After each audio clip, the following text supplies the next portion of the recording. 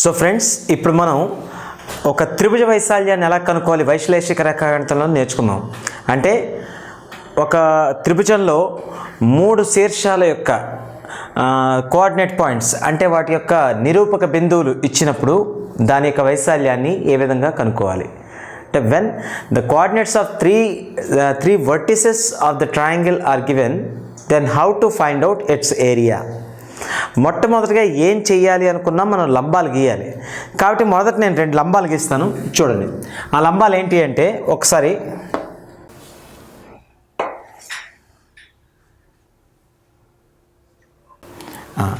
So ఈ రెండు లంబాలు, suppose LM అనేవి 2 లంబాలు అనుకుందాం. ఓకే, ఈ లంబాలను గీసిన తర్వాత మీకు ఏం ఐడియా వచ్చింది? ఇక్కడ మనకి ఒక పెద్ద ఫిగర్ ఏర్పడింది, అంటే పెద్ద పటం. ఏంటి ఆ పటం అంటే ABLMC అంటే అదేంటి 1 2 3 4 5 పంచభుజి. ఓకే, పంచభుజి పటం ఏర్పడింది. ఈ పంచభుజి పటం నుండి అంటే మనకి ఇప్పుడు ఎలా వస్తుంది అయితే త్రిభుజ వైశాల్యం ట్రయాంగిల్ ABC వైశాల్యం ఎట్లా రావాలి? ఓకే, మొత్తం పంచభుజి వైశాల్యం నుండి ఓకే ఇక్కడ ఈ చతుర్భుజం ఏదో ఏర్పడింది కదా, ఈ చతుర్భుజం యొక్క వైశాల్యాన్ని తీసివేస్తే సరిపోతుందా లేదా? చూడండి, మళ్ళీ చూపిస్తున్నాను. మొత్తం పంచభుజి వైశాల్యం నుండి ఓకే ఇక్కడ ఏర్పడ్డ ఈ చతుర్భుజం యొక్క వైశాల్యాన్ని తీసేయాలి. ఈ వైశాల్యాన్ని తీసేస్తే ఇక చూడండి, ఇది ఇలా తీసేస్తే మిగిలేది త్రిభుజ వైశాల్యమే కదా. ముందు అది రాద్దాం. అంటే ఏంటి? పంచభుజ వైశాల్యం అంటే మనకు కావాల్సిన ట్రయాంగిల్ ABC వైశాల్యం కావాలి అనుకుంటే మనం ఏం చేయాలి? పంచభుజి ఏంటది? ABLMC. Okay, ABLMC minus. Okay, ఇప్పుడు ఇది చూద్దాం. ఈ చతుర్భుజం ఏ రకమైన చతుర్భుజం ఒకసారి చూడండి. X అక్షానికి BL మరియు CM రెండు ఎలా ఉన్నాయి? లంబంగా ఉన్నాయి. ఒకే రేఖకు 2 వేరువేరు రేఖలు లంబంగా ఉన్నాయి అంటే ఓకే ఆ రెండు ఎలా ఉన్నాయని అర్థం? సమాంతరంగా ఉన్నాయనే కదా. అంటే ఈ రెండు ఎలాంటి రేఖలు? సమాంతర రేఖలు. మరి అలాంటప్పుడు ఇక్కడ ఈ చతుర్భుజంలో ఒక జత ఎదుటి భుజాలు ఎలా ఉన్నాయి? సమాంతరంగా ఉన్నాయి కదా. అంటే ఒక జత ఎదుటి భుజాలు సమాంతరంగా ఉన్నాయన్నప్పుడు ఓకే దాని వైశాల్యం ఎట్లా కడతాం? h/2 × a + b. ఇక్కడ h అంటే ఏంటి? ట్రెపీజియం యొక్క ఎత్తు, అంటే సమలంబ చతుర్భుజం యొక్క ఎత్తు. ఓకే, ట్రెపీజియం అన్నా సమలంబ చతుర్భుజం అన్నా ఒకటే. సరే, ట్రెపీజియం యొక్క ఎత్తు అంటే అర్థం ఏంటి? సమాంతర భుజాల మధ్య దూరం. ఇగో ఇది సమాంతర భుజాల మధ్య లంబ దూరం ఇదే కదా. అంటే ఇది ఎత్తు, మరి ఈ రెండు సమాంతర భుజాలు. కాబట్టి ఇదేమైనా ట్రెపీజియం వైశాల్యాన్ని తీసివేయాలి. సరే, ట్రెపీజియం ఏంటది? BLMC వైశాల్యం. బాగానే ఉంది, కానీ మనం ఇక్కడ చెప్పడం అయితే ఈజీగా చెప్పేసాం. ఏమని? ఈ పంచభుజి ABLMC వైశాల్యం నుండి ఓకే ఈ ట్రెపీజియం BLMC వైశాల్యం తీసేయాలని. కానీ ఇక్కడ మనకి పంచభుజ వైశాల్యాన్ని కట్టడానికి మన క్షేత్రగణితం పరంగా కానీ జామెట్రీ పరంగా కానీ ఏ రకమైన సూత్రాలు అంటే ఏ రకమైన ఫార్ములాస్ మనకు అనుకూలంగా లేవు. అంటే మనం ఏం చేయాలి? ఇంకా చాలలేదు, ఇంకొక లంబాన్ని గీయాలి. ఇక్కడ ఏంటి లంబం అంటే ఏ నుండి కూడా X అక్షం పైకి లంబం గీయండి.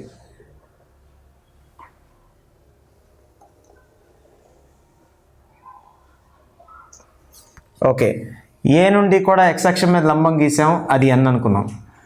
ఇప్పుడు చూడండి, ఇప్పుడు మనకు దారి దొరికింది. ఏంటి అంటే మొత్తం ఈ పంచభుజ వైశాల్యం నుండి ఈ చతుర్భుజం అంటే ట్రెపీజియం యొక్క వైశాల్యం తీసేయాలి. బాగానే ఉంది, కానీ పంచభుజ వైశాల్యం ఒకేసారిగా ఫైండ్ చేయడం అవ్వదు, అట్ ఏ టైం చేయడం అవ్వదు.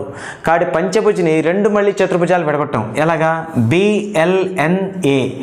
లేదా ఏబిఎల్ఎన్ అనుకున్నా పర్వాలేదు, ఇది ఒక చతుర్భుజం. అలాగే ఏఎన్ఎంసి ఇది ఒక చతుర్భుజం. రెండు చతుర్భుజాలుగా విడగొట్టాం. అంటే ఈ రెండు చతుర్భుజాల యొక్క వైశాల్యాలు మొత్తం, అంటే ఈ చతుర్భుజం ఈ చతుర్భుజం దీని యొక్క వైశాల్యం మొత్తం ఈ పంచభుజ వైశాల్యం అవుతుంది. కాబట్టి దీన్ని రెండు భాగాలుగా విడగొట్టాం. దీన్ని రెండు భాగాలుగా విడగొడితే ఆ రెండు వైశాల్యాలు మొత్తం దీని వైశాల్యం అవుతుంది. అంతేనా కదా? అయితే ఆ రెండు భాగాలు ఒక్కొక్కటి ఎలా ఉన్నాయి అంటే ఒక్కసారి చూడండి.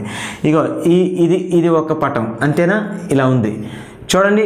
ఇప్పుడు ఇది కూడా లంబంగా ఉంది, ఎక్స్ అక్షానికి రెండు లంబంగా ఉన్నాయి. అంటే ఈ మూడు రేఖలు ఒకదానికొకటి ఎలా ఉన్నాయి చెప్పండి. బిఎల్ కానీ ఏఎన్ కానీ సిఎం కానీ మూడు సమాంతరంగా ఉన్నాయి లేదా? అంటే ఇప్పుడు ఈ రెండు రేఖలు కూడా సమాంతరాలే, మరియు ఇది కూడా ఏంటి, ఓకే, లంబంగా ఉంది. అంటే ఇప్పుడు ఈ చతుర్భుజంలో కూడా ఒక జత ఎదుటి భుజాలు సమాంతరంగా ఉన్నాయి కాబట్టి ఇది కూడా ఒక సమలంబ చతుర్భుజాన్ని సూచిస్తుంది. Means trapezium which represents a trapezium. అంటే ఈ ఫిగర్ కూడా ట్రెపీజియం, రైట్?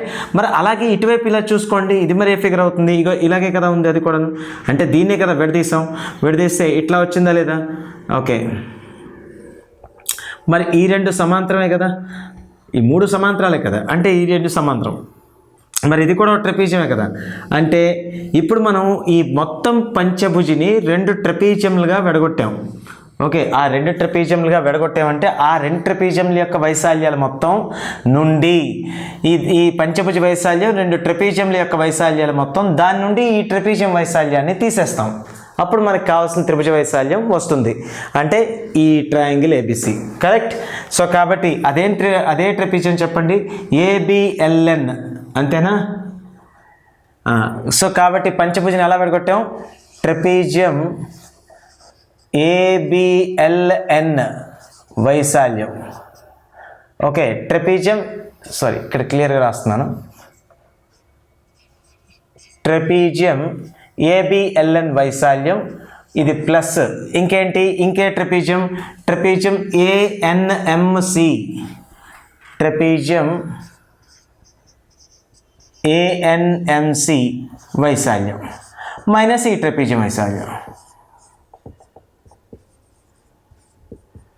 చేస్తే ట్రెపీజియం ఏ ట్రెపీజియం బిఎల్ఎంసి వైశాల్యం. ఓకే, సో కాబట్టి ఈ విధంగా మనం విడగొట్టుకుని చేసినట్లయితే మూడు ట్రెపీజియంలు వచ్చాయి మనకి. ఓకే, అంటే మొత్తం పంచభుజిని రెండు పెద్ద ట్రెపీజియంలుగాను దాంట్లోంచి ఒక చిన్న ట్రెపీజియం తీసేస్తే మనకు కావాల్సిన త్రిభుజ వైశాల్యం వచ్చేస్తుంది.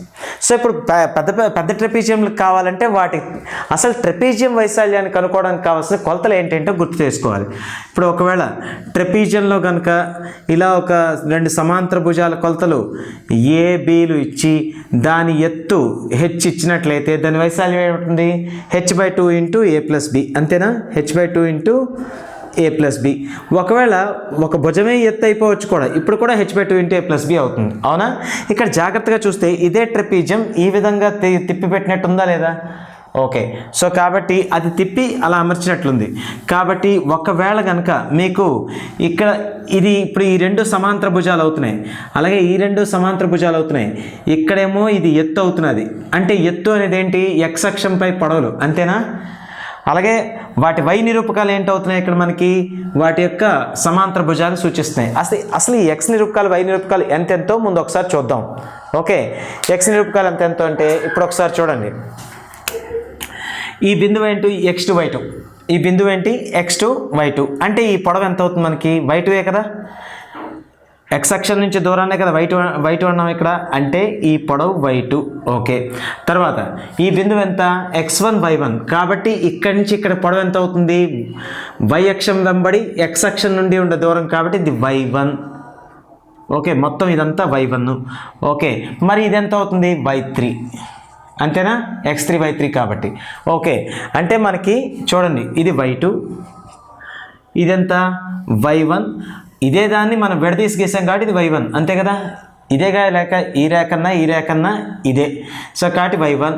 అలాగే ఇదంతా y3. ఓకే, ఇక్కడ క్లారిటీ వచ్చింది. ఆ తర్వాత మళ్ళీ ఇప్పుడు మనకి కావాల్సింది ఏంటి? ln. ఎందుకు? ఎత్తు కావాలి, అంతేనా? ఈ ఎత్తు ఏంటి ఇక్కడ? ln. ఈ ln ఏ విధంగా వస్తుందో చూడండి. ln ఏ విధంగా వస్తుంది? ఇక్కడ నుంచి ఇది ఏంటి? x2. ఇప్పుడు ఈ బిందువు ఏంటి? ఈ బిందువు ఎంత? x2y2. దీని అర్థం ఏంటి? ఎక్స్ నిరూపకం x2 అంటే ఇక్కడి నుంచి ఇక్కడికున్న దూరం ఎంత? x2 అంటేనా x అక్షం మీద, అంటే ఈ దూరం అన్న ఈ దూరం అన్న అర్థం ఒకటే. అంటే ఇక్కడి నుంచి ఇక్కడికి గల దూరం ఒకసారి రాస్తున్నాను, మళ్ళీ చెరిపేస్తాను. ఇది x2. ఓకే, మరి ఇక్కడి నుంచి ఇక్కడ దూరం అంటే ముందు ఈ దూరం ఎంత అవుతుంది? x1 కదా. చూడండి, ఇది x1 అయినా అంటే ఈ దూరమే కదా ఇది x1 అంటే ఇక్కడ x1 ఈ మొత్తం అనేది ఏమైంది? x1 అయింది. ఇప్పుడు ఈ మొత్తం x1, ఓకే, ఇక్కడి నుంచి ఇక్కడికి x2, మొత్తం దూరం నుండి x2 తీసివేస్తే ఈ దూరం వచ్చేస్తుంది కదా. సో కాబట్టి మనకి ఈ డిస్టెన్స్ ఎంత అవుతుంది? x1 minus x2. ఇగో ఇక్కడ మొత్తం డిస్టెన్స్ x1, ఇక్కడ వరకు ఉన్న డిస్టెన్స్ x2, కాబట్టి x1 మైనస్ x2. ఓకే, అంటే ఈ ఎత్తు అంటే ఈ ట్రెపీజియం యొక్క ఎత్తు లేదా సమాంతర భుజాల మధ్య దూరం అనేది x1 minus x2. Okay, x1 minus x2. Okay, next ఇప్పుడు దీనికి రండి. దీని వరకు వచ్చేటప్పటికి, ఓకే, ఈ ట్రెపీజియంకి వచ్చేటప్పటికి మనకి అంటే ఇక్కడ మనకి ఈ విలువ కావాలా లేదా? ఎందుకు? సమాంతర భుజాల కొలతలు అయితే ఉన్నాయి వైశాల్యం కట్టడానికి, కానీ దాని ఎత్తు లేదు. ఎత్తు అంటే అర్థం సమాంతర భుజాల మధ్య దూరం. అది ఎలా వస్తుంది? అది ఈ పొడవును సూచిస్తుంది, అంతేనా కదా? ఈ పొడవును సూచించేటప్పుడు మళ్ళీ మీరు ఏం చేస్తారు? చూడండి, x3 అంటే ఇదే కదా. x3 అంటే ఈ పొడవు, అంటే ఈ పొడవు అంటే ఇక్కడ నుంచి అంటే మూలబిందువు O నుండి ఈ చివరి వరకు గల దూరాన్ని x3 అన్నాం. అలాగే మనకి ఇక్కడ వరకు గల దూరం ఎంత? x1, అంతే కదా. x1 అంటే O నుంచి N, ON విలువ x1, OM విలువ ఓకే x3. అటువంటప్పుడు మనకి NM విలువ ఎంత అవుతుంది? x3 మైనస్ x1 అవుతుందా లేదా? సో కాబట్టి x3 మైనస్ x1. ఓకే, అంటే ఈ విలువ తెలిసిపోయింది, x3 మైనస్ x1. ఇప్పుడు చెప్పండి, ట్రెపీజియంలో వైశాల్యాన్ని కనుక్కోవడానికి సరిపడిన కొలతలు వచ్చేసినట్టేనా లేదా? ఎస్. ఏంటి ఆ ట్రెపీజియం వైశాల్యం HAB అంటే అర్థం ఏంటి? సమాంతర భుజాలు మరియు ఎత్తులు వచ్చేసినట్లు లెక్క. సో కాబట్టి మొదటి ట్రెపీజియం ఏదైతే ఉందో దీని యొక్క వైశాల్యం ఏంటవుతుంది? h/2 into a plus b, అంటే h/2 into a plus b. So కాబట్టి దీని యొక్క వైశాల్యం ఇక నేను చాలా జాగ్రత్తగా రాస్తున్నాను, చూడండి. దీని యొక్క వైశాల్యం ఎంత అవుతుంది? h/2. h అంటే ఎంత? x1 minus x2 by 2 into a plus b అంటే ఏంటి? సమాంతర భుజాల మొత్తము, అంటే y2 plus y1 okay, plus ఇక ప్లస్ ANMC ట్రెపీజియం వైశాల్యం. ANMC ట్రెపీజియం అంటే ఏంటి? ANMC దీని అంటే ఈ వైశాల్యం అంటే h/2 అంటే ఎంత? x3 minus x1/2 into a plus b అంటే ఏంటి? సమాంతర భుజాలు మొత్తం y1 plus y3. Okay, y1 plus y3. Okay, ఇప్పుడు దీని నుంచి మైనస్ చేయాల్సినది ఇది. ఓకే, మైనస్ చేసేయాలి. ఏంటి? BNMC. ఇప్పుడు ఇది అందరికి అర్థమైనట్టే కదా. సో ఇప్పుడు ఈ ట్రెపీజియం అంటే ఏ ట్రెపీజియం మనం తీసేయాలి? BLMC. ఓకే, ఒక్కసారి చూడాలి, ఇది అందరికి అర్థమైనప్పుడు ఇది చెరుపుతాను. మీకు ఒకవేళ ఏమైనా డౌట్ ఉంటే వీడియోని మాటికి రివర్స్ చేసి చూసుకోవచ్చు, కాబట్టి ప్రాబ్లం లేదు. ఇప్పుడు చూడండి, మనకి ఏ ట్రెపీజియం కావాలి? ఈ పెద్ద ట్రెపీజియం కావాలి. ఇక పెద్ద ట్రెపీజియం ఇలా గీసి చూపిస్తున్నాను. ఇలా ఉందా లేదా? BLMC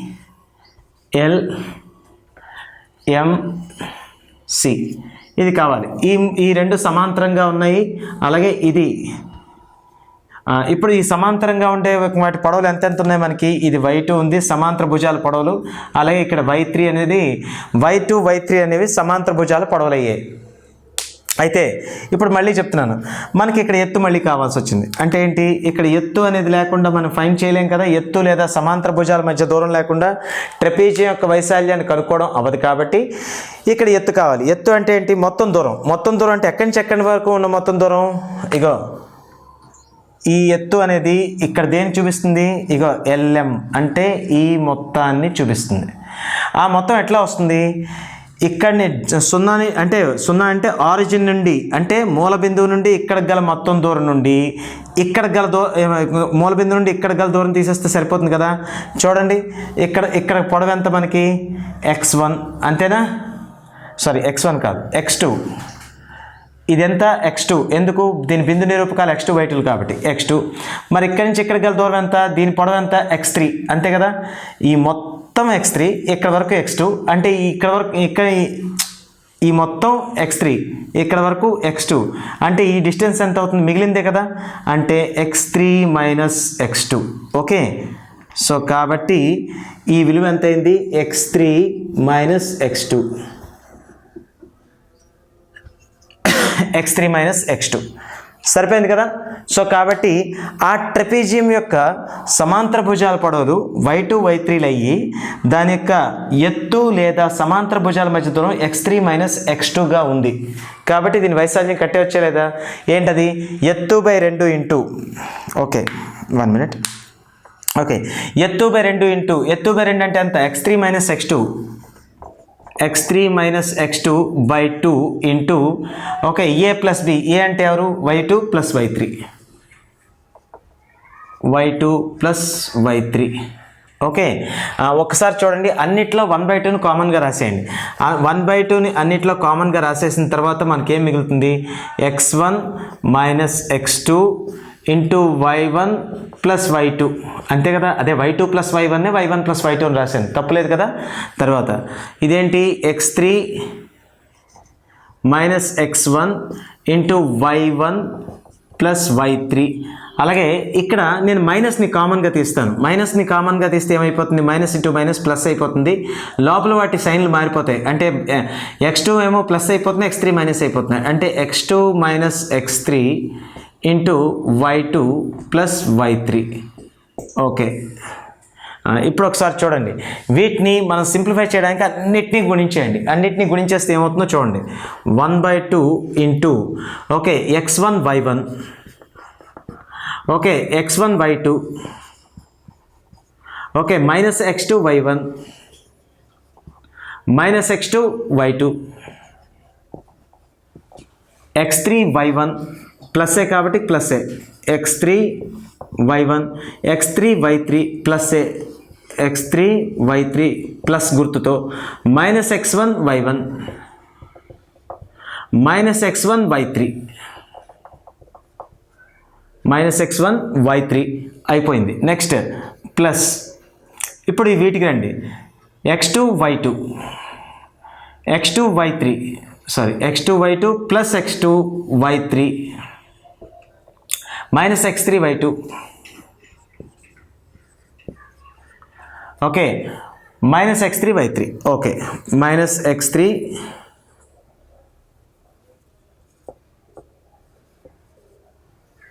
y3. ఓకే, సో కాబట్టి ఇలా వచ్చింది మనకి. దీనిలో మీకు క్యాన్సిల్ అయ్యే టర్మ్స్ పోతాయి. ఏంటది, ఇక్కడ x1 y1 ఉంది, ఇక్కడ మైనస్ x1 y1 ఉంది, కొట్టేయండి. ఓకే, నెక్స్ట్ x2 y2 ఇక్కడ మైనస్ ఉంది, ఓకే ప్లస్ x2 y2 ఇక్కడ ఉంది, కట్ చేసేయండి. దాని తర్వాత మైనస్ x3 y3 ఇక్కడ ఉంది, ప్లస్ x3 y3 ఉంది, ఇక్కడ కట్ చేస్తాం. ఇక్కడ మిగిలింది ఏంటి, హాఫ్ ఇంటూ x1తో ఉన్నవి ఏంటంటే వెతుక్కోండి. ఏంటేంటి, x1 ఇంటూ x1 y1 ఇది, ఓకే ఇది x1 y1, ఇంకా x1 ఎక్కడ వచ్చింది, minus x1 y3, x1 y2, okay minus x1 y3, ఇగో x1 y2, okay minus x1 y3. ఇక x2తో పెట్టకండి, ఇక్కడ మైనస్ x2 y1 ఉంది, ఇంకా x2తో ఏమున్నాయి కాంబినేషన్లు, ఇక x3 ఇది, x2 y3. సో కాబట్టి x2 y3 minus x2 y1, okay minus x2 y1. ఇంకా x3 కాంబినేషన్ వెతకండి, x3 ఇక్కడ ఏముంది, x3 y1 ఇది, ఓకే x3 y1 ఇది, ఇంకా ఏముంది x3 y2 మైనస్ ఉంది, x3 y2. ఓకే, ఇప్పుడు చూడండి, ఈ రెండింటిని ఒక గ్రూప్ గాను, ఈ రెండింటిని ఒక గ్రూప్ గాను, ఈ రెండింటిని ఒక గ్రూప్ గాను ఫీల్ అయితే మనం దీనిలోంచి x1ని కామన్గా తీస్తే ఏమని రాయొచ్చు, x1 into y2 minus y3, okay దీని నుండి x2ని కామన్గా తీసినట్లయితే, okay x2 into y3 minus y1, okay plus x3ని ఇక్కడ కామన్గా తీస్తే, ఓకే y1 మైనస్ y2. ఇది మనకి నిజానికి 10th స్టాండర్డ్లో అంటే మన 10th క్లాస్లో మనకి త్రిభుజం యొక్క వైశాల్యానికి కట్టడానికి సూత్రం. అయితే దీన్నే ఇది చూడండి, జాగ్రత్త చూస్తే ఇది చక్రీయ సమాసం అవుతుందా లేదా, ఇది ఒక సైక్లిక్ ఎక్స్ప్రెషన్ అవుతుందా లేదా. చక్రీయ సమాసం అంటే ఇంకేం లేదు, చూడండి x1 ఉంది, x1 ఇంటూ ఇప్పుడు y1 y2 y3 ఉందనుకోండి. x1 ఇంటూ ఏంటి, y2 మైనస్ y3 అంటే y2 minus y3. Okay, x2 into ఎంత, y3 minus y1, x3 into y1 minus y2 అంటే చక్రీయంగా ఉంది కదా ఇది. సో కాబట్టి దీన్ని సైక్లిక్ ఎక్స్ప్రెషన్ అంటాం. దీన్ని సిగ్మాతో చెప్పేయచ్చు మనం. అంటే ఎంత, half into sigma x1 into y2 minus y3గా చెప్పేయచ్చు. ఫైనల్గా ఇదంతా పక్కన పెడితే మనకి ఇది ఫార్ములా అనమాట. ఏంటి ఆ formula, half into sigma x1 into y2 minus y3. ఎక్కడి వరకు, మన 10th స్టాండర్డ్లో ఉండే నాలెడ్జ్ వరకు ఈ ఫార్ములాని ఇలా వాడుకోవడంలో తప్పేం లేదు. కాకపోతే ఇది కూడా లెంగ్తీగా వస్తున్నది. లెంగ్తీగా సాల్వ్ చేయడం అనేది మనం కాంపిటేటివ్ ఎగ్జామ్లో చేసే పని కాదు. కాంపిటేటివ్ ఎగ్జామ్లో చేసేది ఎప్పుడైనా ఎలా ఉండాలంటే షార్ట్ అండ్ ఫాస్ట్గా వచ్చేది అయి ఉండాలి. ఫాస్ట్గా రావాలి అంటే ఏం చేయాలి, దీన్ని ఇంకా ఏదో మార్చాలి. అంటే ఇది కోఆర్డినేట్ జామెట్రీ పరంగా చూస్తే ఇంతకంటే మార్చడానికైతే ఏమీ లేదు. అంటే కోఆర్డినేట్ జామెట్రీ పరంగా ఇంతే ఉంది. కానీ దీన్నే కనుక మ్యాట్రిసెస్లో డిటర్మినెంట్స్ అని ఉంటాయి మనకి. ఓకే, మ్యాట్రిసెస్లో డిటర్మినెంట్స్, ఆ డిటర్మినెంట్స్ బట్టి చూస్తే దీన్ని మరి కొంచెం మార్పు చేసి ఇంకా ఈజీ చేసుకోవచ్చు. ఏంటా ఈజీ అంటే చూడండి, మీరు కనుక ఇక్కడ ఈ పదం నుంచి, ఓకే, ఈ పదం నుంచి కనుక మైనస్ని కామన్గా తీసారనుకోండి, మైనస్ x2 ఇంటూ ఇక్కడ y3 మైనస్ y1కి బదులుగా y1 మైనస్ y3 అవుతుంది. గుర్తులు మారిపోతాయి కదా. సో కాబట్టి minus x2 into y1 minus y3 అవుతుంది. జాగ్రత్తగా మీరు ఈ లోపల ఉన్న ఎక్స్ప్రెషన్ గమనిస్తే హాఫ్ని రాసేయండి. హాఫ్ని రాసిన తర్వాత ఈ బ్రాకెట్ లోపల ఉన్న ఎక్స్ప్రెషన్ని మీరు గమనించినట్లయితే అది ఒక ఈ x1 y1 x1 x2 x3 y1 y2 y3 1 1 1 వాటి యొక్క డిటర్మినెంట్ అవుతుంది. ఇది చూడండి, x1 x2 x3 y1 y2 y3 1 1 1 వీటి యొక్క డిటర్మినెంట్ అవుతుంది ఇది. ఓకే, కాబట్టి half into okay determinant x1 x2 x3 y1 y2 y3 1 1 1 అని రాసేయచ్చు. ఓకే, డిటర్మినెంట్ కట్టే విధానం మీకు తెలుసో తెలీదో ఒకసారి చెప్తున్నాను. ఎందుకు ఇలా చెప్తున్నానంటే ఇది ఒకటని వీడు చెప్పేశాడు, కానీ ఇది ఒకటన్న గ్యారంటీ మీకు ఏంటి? అప్పుడు డిటర్మినెంట్ కట్టే విధానాన్ని ఒకసారి చూపిస్తాను. డిటర్మినెంట్ ఎలా కడతారు చూడండి, x1 ఇంటూ x1 అన్నామా, ఈ రో ఈ కాలం విడిచిపెట్టేసి y2 minus y3 cross multiply చేస్తారు ఈ రెండింటిని. ఇగో x1 into y2 minus y3. ఇక్కడ తర్వాత ఎలిమెంట్కి మైనస్ ప్లస్ మైనస్ వస్తుంటాయి ఆల్టర్నేటివ్గా. మైనస్ x2 ఇంటూ ఇగో చూడండి, మైనస్ x2 ఇంటూ x2 అన్నాం కాబట్టి ఈ కాలము ఈ రో విడిచిపెట్టేసి y1 మైనస్ y3. సరిపోయిందా లేదా, y1 మైనస్ y3. ఓకే, తర్వాత మళ్ళీ ప్లస్ x3 ఇంటూ x3 అన్నాం కాబట్టి ఈ కాలం ఈ రో విడిచిపెట్టేసి y1 మైనస్ y2. సరిపోయిందా లేదా. సో కాబట్టి ఇది డిటర్మినెంట్లు అవుతాయి అన్నమాట ఇక్కడ. అయితే ఈ డిటర్మినెంట్ల తలక అంటే రో ఆపరేషన్స్ కాలం ఆపరేషన్స్ అని ఉంటాయి. మీకు మాత్రికల తలక టాపిక్ చెప్పేటప్పుడు అయితే మాత్రికల మీద మనం ఎక్కువ స్ట్రెస్ ఇవ్వాలా వద్దా అనేది ఆలోచిద్దాం. ఎందుకంటే మాత్రికల్లో గతసారి క్వశ్చన్స్ ఏం లేవు, కానీ మనకి సిలబస్లో ఉంది కాబట్టి చెప్పడం అయితే ఖచ్చితంగా చెప్తాను. అక్కడ రో ఆపరేషన్స్ కాలం ఆపరేషన్స్ అని ఉంటాయి. ఓకే, రో ఆపరేషన్స్ కాలం ఆపరేషన్స్ చేసేటప్పుడు మనం మాత్రికల్లో ఏదైనా ఒక రెండు రోల్ని కలిపేసుకోవచ్చు లేదా తీసేసుకోవచ్చు. అది మనకు ఆ స్వతంత్రం ఉంటుంది. దానివల్ల ఏమవుతుందంటే ఈ కాలం ఆపరేషన్స్ ఇక్కడ చేసామనుకోండి, కాలం ఆపరేషన్స్ చేయడం వల్ల ఇది ఇంకా సింప్లిఫై అయిపోతుంది. ఇక్కడికి మీకు నేను చెప్పింది అర్థం కాకపోవచ్చు, కానీ ఆ ఫార్ములాని వాడుకోండి. కాలం ఆపరేషన్స్ అనే వరకు క్లారిటీ ఇస్తున్నాను. ఇంకా ఎక్కువ చెప్తే ఏమైపోతుందంటే ఇది కోఆర్డినేట్ జామెట్రీ నుంచి మాత్రికలకు వెళ్ళిపోతుంది టాపిక్. అందుకోసం ఇక్కడ ఇచ్చినంత వరకు నోట్ చేసుకోండి. ఏంటి, హాఫ్ ఇంటూ డిటర్మినెంట్ ఏంటది, x1 మైనస్ x2. ఓకే, అలాగే x1 మైనస్ x3. ఓకే, అలాగే y1 minus y2 y1 minus y3. ఇంతే, ఇది అన్నిటికంటే సింప్లెస్ట్ ఫార్ములా. ఓకే, మీకు గుర్తుందా లేదో 10th స్టాండర్డ్లో మీరు నేర్చుకునేటప్పుడు, అంటే 10th క్లాస్లో ఇప్పుడు లేవు, ఓల్డ్ సిలబస్లో మీకు మాత్రికలు ఉండేటప్పుడు అంటే 2x2 మ్యాట్రిక్స్ అంటే రెండు రోస్ 2 కాలమ్స్, అడ్డు వరుసలు 2 నిలువు వరుసలు 2 ఉన్న మాత్రికలకి డిటర్మినెంట్ కట్టే విధానం ఏంటంటే సింపుల్గా AD - BC అంతే. ½ ఇంటూ AD - BC అంటే ఇక్కడ ఏదో విలువ వస్తుంది కదా, ఇక్కడ ఏదో విలువ వస్తుంది కదా, ఇవన్నీ విలువలు వస్తాయి కదా, AD - BC అంటే చాలా ఫాస్ట్గా అయిపోతుంది కదా. అందువల్ల మీకు ఇదేంటి అంటే చాలా సింప్లిఫైడ్ ఫార్ములా అనమాట. దేనికి ఏవైనా 3 బిందువులు ఇచ్చేటప్పుడు, 3 బిందువులు అంటే ఏంటి, ఒక త్రిభుజం యొక్క 3 శీర్షాలను ఇచ్చినప్పుడు దాని యొక్క వైశాల్యాన్ని కట్టడానికి అతి సింప్లెస్ట్ ఫార్ములా ఇది. ఇంకా దీన్ని కూడా సింప్లిఫై చేసి ఇంకోటి చేయొచ్చు, కానీ దానికి అక్ష పరివర్తనం టాపిక్ మీద ఒక ఐడియా ఉండాలి. సో కాబట్టి ఇప్పటివరకు ఏంటి, ఫార్ములాస్ని గుర్తుపెట్టుకోండి. జనరల్గా కొన్ని సందర్భాల్లో వాడు థియరిటికల్గా ఫార్ములాస్ కూడా అడిగచ్చు. ఫార్ములా అయితే మాత్రం ఇక ఈ విధంగా ఇస్తాడు. మీ ఇంటర్మీడియట్ టెక్స్ట్ బుక్లో కానీ లేదా మీ తాలూకా 10th క్లాస్ టెక్స్ట్ బుక్లో అయితే ఇలా ఎక్స్పాండెడ్గా ఇస్తాడు. ఇగో 10th క్లాస్ టెక్స్ట్ బుక్లో ఇచ్చే విధానం నేను ప్రతి ఒక్కటి మీకు రిప్రజెంట్ చేస్తున్న దానికి కారణం ఏంటి అంటే, డిఎస్సి అంటే కేవలం ఓకే బిట్స్ ఇచ్చి అంటే లెక్కలు ఇచ్చేది మాత్రమే కాదు, డిఎస్సిలో థియరిటికల్ క్వశ్చన్స్ కూడా ఉండొచ్చు. ఆ థియరిటికల్ క్వశ్చన్స్లో ఏంటి అంటే ఏది ఏంటో పోల్చుకోలేకపోతే మీరు ఆన్సర్ చేయలేకపోవచ్చు.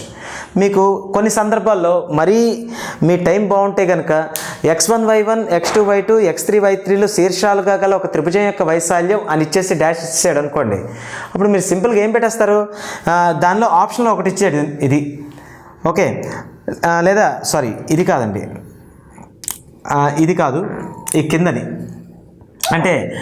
అంటే మొత్తం లెంగ్తీ ఫామ్లా కనుక మీకు వాడు ఆప్షన్లు ఇచ్చాడు అనుకోండి, థియరిటికల్ క్వశ్చన్స్లో ఇచ్చినప్పుడు ఇలాగ ఇంపార్టెంట్ అయిపోతుంది. ఓకే, ఇది డిటర్మినెంట్స్ కోసం ఇలా తీసి రాశాను, ఇది ప్లస్ ఉంటే కనుక ఇది y3 - y1 అవుతుంది. ఓకే, అంటే ఏంటి, x1 × y2 - y3, x2 × y3 - y1, x3 × y1 - y2 అంటే xyలో ఒక చక్రీయ సమాసం ఇది. ఓకే, అంటే ½ ఇంటూ సైక్లిక్ ఎక్స్ప్రెషన్, అందుకే సైక్లిక్ ఎక్స్ప్రెషన్ సిగ్మాతో రాస్తాం కదా. మీ కొత్త సిలబస్లో పెద్ద క్లారిటీ లేదు, కానీ పాత సిలబస్లో అయితే బీజగణితంలో ఉంది, 9th స్టాండర్డ్లో చక్రీయ సమాసాలు అంటే ఏంటనేది ఉంది. ఓకే, సో కాబట్టి ఇలా రావాలి. ఇది ఫార్ములా పరంగా ఆలోచిస్తే ఇంతే. ఓకే, అంటే ఇదేంటి మనకి ఒకవేళ థియరిటికల్ క్వశ్చన్ ఇచ్చి ఇంటర్మీడియట్ క్వశ్చన్లో కానీ 10th క్లాస్లో ఇలా ఇస్తాడు, ఇంటర్మీడియట్లో అయితే దీన్ని ఈ విధంగా కూడా ఇస్తాడు. మీరు పోటీ పరీక్షలకి అంటే ఎంట్రన్స్ ఎగ్జామినేషన్స్ రాసేటప్పుడు మీకు ఇలా తెలుసుకోవడం అనేది బెనిఫిషియల్ అనమాట. దీనివల్ల ఏంటవుతుందంటే టైం అనేది సగం కంటే ఎక్కువ మిగిలిపోతుంది. సో ది బెస్ట్ ఫార్ములా ఏంటంటే ఇదే, ఏంటి x1 - x2 ½ ఇంటూ డిటర్మినెంట్, ఇది మోడ్లెస్ అనుకోగలరు, డిటర్మినెంట్ మాత్రికల్లో determinant x1 - x2 x1 - x3 y1 - y2 y1 - y3. Okay, ఈ వచ్చిన విలువల్ని ఇక్కడ x1 x2 తీసివేయగా వచ్చిన విలువల్ని ఇలా వచ్చిన విలువలన్నింటినీ AD - BC చేసేస్తే సరిపోయింది అంతే. అందుకే అన్నిటికంటే సింప్లెస్ట్ ఫార్ములా అది. సో మీకు తెలియాల్సింది ఏంటి అంటే అతి చిన్న ఫార్ములా రప్పించడానికి అతి వెనకాతలో ఎక్కువ థియరీ పార్ట్ ఉంటుంది. ఈ థియరీ పార్ట్ మీద మీకు ఒక గ్రిప్ అయితే ఉండాలి. ఈ డెరివేషన్ మీకు ఇస్తాడని నేను చెప్పట్లేదు, బట్ ప్రతి ఒక్కటి బిందువుల మీద ఆధారపడి చేస్తున్నామనే నాలెడ్జ్ మీకు ఉంటే కనుక ఏ బిట్ ఇచ్చినా మీరు ఫాస్ట్గా ఆన్సర్ చేస్తారు. సరే, ఏదేమోనండి, మీకు ఒక త్రిభుజ వైశాల్యం ఏ విధంగా కడతారని ఒక అవగాహన వచ్చింది కదా. సో ఫైనల్లీ మీకు ఒక త్రిభుజ వైశాల్యం ఏంటవుతుంది, పొడుగ్గా ఉండే ఈ విధంగా రాస్తాం, దీన్ని ఈ విధంగా కుదించి రాస్తాం, దీన్ని మాత్రికల్ డిటర్మినెంట్ ఫార్ములా ఇలా రాస్తాం, డిటర్మినెంట్ ఫార్ములలో కూడా ఇంకా సింప్లిఫై చేసి ఇలా రాస్తాం.